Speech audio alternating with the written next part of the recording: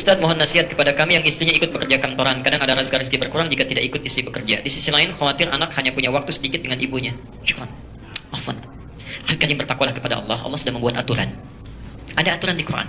Quran surah An-Nisa, jawabannya ayat ke-34. Pelan-pelan. An-Nisa ayat ke-34. Itu ada pembagian 2 tugas. Dan uniknya nanti orang Jepang yang praktekkan. Ya. Mereka punya programnya. Anda harus bedakan, bekerja dengan mencari nafkah itu lain. Ya, bekerja dengan mencari nafkah itu lain. Ya. Seorang suami ketika akan menikah, ingat ya, bukan ketika telah menikah, akan menikah, itu ditegaskan oleh Quran, tugasnya akan menjadi imam. Imam, pemimpin. Ya, pemimpin. Jelas ya? Ar-rijalu qawwamuna 'alan nisa. Kalau Allah sudah menyebutkan pemimpin, berarti 2 aspek, dunia dan akhiratnya. Ya. Aspek akhirat itu pemimpin dalam ibadah spiritualnya. Di bapak misal, mohon maaf, di Masjid Al-Ihsan jadi makmum, pulang ke rumah jadi imam. Ya. Sifat seorang imam artinya jadi pendahulu, dia mimpin, yang dipimpin mengikuti bacaan imam, gerakan imam dan seterusnya. Bagaimana Anda bisa menjadi imam kalau tidak mengerti bacaannya? Tidak tahu gerakannya. Karena itu seorang suami ketika bersiap akan menikah, dia mesti belajar bagaimana cara jadi imam yang baik. Tidak mungkin seorang ditugaskan jadi pilot kalau tidak bisa mengendarai pesawatnya. Ya. Tidak mungkin jadi masinis kalau tidak bisa mengendarai keretanya, itu nggak mungkin. Karena itu belajar. Minimal perbaiki bacaan Qurannya, perbaiki, ya. Kan tidak menarik kalau ada ayah diperbaiki oleh anaknya yang 5 tahun. Ya, bertakwalah kepada Allah. Anak antum sudah bisa memperbaiki, antum sendiri nggak memperbaiki. Dan akan ditanya, kamu yang jadi imam kenapa tidak disempurnakan? Ya. Pernah ada kisah yang kami terima beberapa waktu yang lalu, saya pernah sampaikan. Makanya kalau bapak ibu kedatangan seorang pemuda, ya, kata Nabi, yang diridhoi baik akhlaknya, itu segera nikahkan. Kedatangan seorang pemuda yang akhlaknya paling bagus, ya. Kan ada 4 yang biasanya ukurannya. Tuli jamaliha, karena cantiknya, karena gantengnya, ya. Walaupun itu relatif ya. Orang bilang cantik relatif, kalau jelek mutlak katanya. Tapi kan itu ukuran, ya. Yang kedua, hartanya. Ini seringkali salah memahami.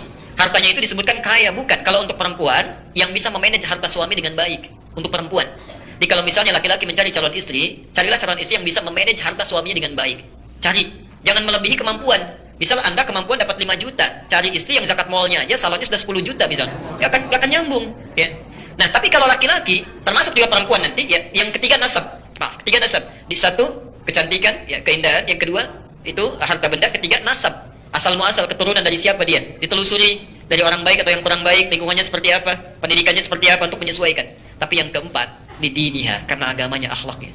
Khusus untuk laki-laki, kalau ibu kedatangan seorang laki-laki, bapak, ternyata akhlaknya bagus, luar biasa, agamanya kuat, itu segera terima. Sayang kalau kehilangan. Taribat yada, Allah akan jamin beruntung dalam rumah tangganya. Ya. Tidak cukup dengan amin, cek dulu, lihat ya.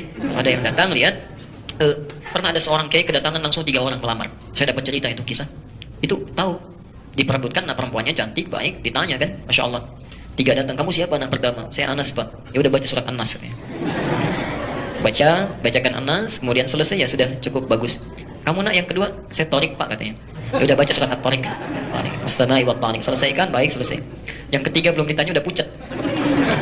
Kamu siapa nak? Saya Imran, Pak, katanya. Saya Imran. Tapi belum selesai, tapi panggilan sehari-hari kulhu, Pak, katanya. Ya, panggilan sehari-hari kulhu, Masya Allah. Dia dapat cerita. Tapi Masya Allah, mohon maaf, tapi ini nyata. Saya pernah sampaikan juga di sini. Tapi ini pertanyaan nyata waktu di Panjalu pulang ke Garut. Nggak tahu apa ada hubungan yang tidak dengan kisah ini. Tapi yang kedua ini pertanyaan yang real nyata disampaikan. Ustadz, bagaimana hukumnya? Ada seorang pemuda menikah, dia nggak pernah baca Quran, cuma hafal surat Al-Ikhlas, Qul huwallahu ahad. Itu saja. Setelah menikah qadar Allah, diberi jalan oleh Allah. Ya, ibu mertuanya minta diimami di rumahnya. Nggak keluar dulu, subuh baca Qul huwallah. Begitu maghrib jahar Qul huwallah lagi. Ya. Begitu isya kata ibu mertuanya, nah nggak apa-apa lah. Yang rakaat pertama Qul huwallah, yang kedua mohon ganti surat lain ya. Anaknya nggak jawab. Begitu takbir, waladdallin, rakaat kedua diam lama begini. Masya Allah. Ditunggu-tunggu dikira berpikir cari ayat, ternyata itu berbelok begini. Mah, boleh nggak Qul huwallah lagi? Itu nyata ditanyakan pada saya di Garut. Apa hukumnya orang sholat seperti itu? Saya bilang batal pasti sholatnya dan dia mesti belajar. Maka Anda yang sudah siap menjadi seorang suami itu mesti belajar. Nah, dalam hal urusan kepemimpinan dunia itu pun sama. Bima faddalallahu ba'dahum ala ba'din wa bima anfaqu min amwalihim. Kelebihan laki-laki dibanding dengan perempuan, laki-laki diberikan perangkat mencari nafkah. Ini poinnya. Jadi kalau Anda ikuti petunjuk ini, nafkah ya, bukan bekerja, ingat, nafkah. Jadi nafkah itu tugas yang melekat pada suami, bukan istri. Di rumah ada suami, istri, 3 orang anak, 1 orang yang bantu. Ya, misal, jadi ada 6 orang. Begitu suami mencari nafkah, dilakukan sesuai petunjuk Allah, nanti Anda keluarkan lagi ayat yang lainnya. Bagaimana cara mencari nafkah? Kalau ingin yang standar, Al-Baqarah 168. Itu sama dengan non-muslim, sama aja. Kalau ingin agak cepat, nyarinya nggak susah, datang rezekinya mengalir dengan mudah, Al-Baqarah 172. Kalau nggak terlalu lama, tapi cepat sekali datangnya, bahkan belum minta, sudah turun. Baru gerak dikit aja. Itu Masya Allah, Al-A'raf 96. Ada turunannya. Ya. Tapi Anda yakinkan dulu tugas cari nafkah itu saya. Siapkan, tunggangi ayat-ayatnya, keluarkan, Anda amalkan. Itu dijamin langsung, dijamin langsung. Rizki orang serumah diturunkan oleh Allah. Di tangan Anda para pria. Rizki orang satu rumah, 6-6-nya.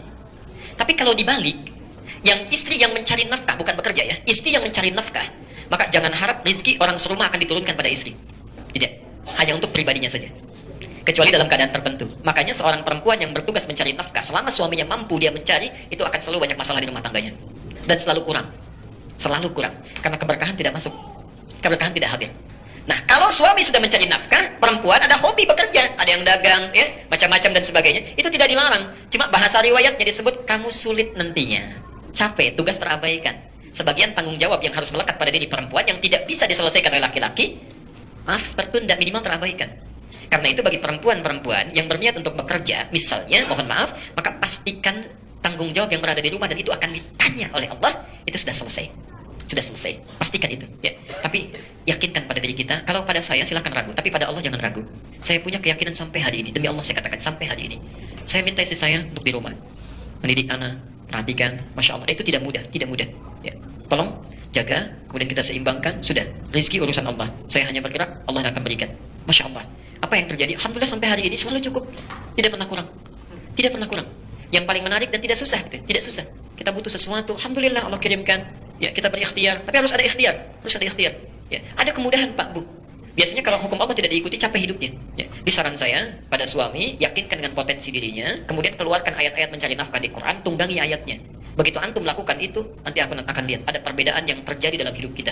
Silakan rasakan bedanya, bedakan rasanya, dan pasti akan terasa bedanya.